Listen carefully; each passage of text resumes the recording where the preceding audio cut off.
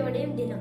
വിശുദ്ധ ലൂക്കയുടെ സുവിശേഷം 1-8 മുതൽ 69 വരെയുള്ള വാക്യങ്ങളിൽ ഇങ്ങനെ പറയുന്നു: ഇസ്രായേലിന്റെ ദൈവമായ കർത്താവ് വാഴ്ത്തപ്പെട്ടവൻ. അവിടുന്ന് തന്റെ ജനത്തെ സന്തോഷിച്ച് രക്ഷിച്ച് തന്റെ ദാസനായ ദാവീദിന്റെ ഭവനത്തിൽ നമുക്ക് ശക്തനായ ഒരു രക്ഷകനെ ഉയർത്തി.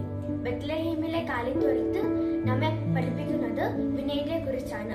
ഈ ലോകത്തിലെ ഏറ്റവും വലിയ സ്നേഹം പിറന്നത് ഏറ്റവും ലളിതമായ സാഹചര്യങ്ങളിലാണ്.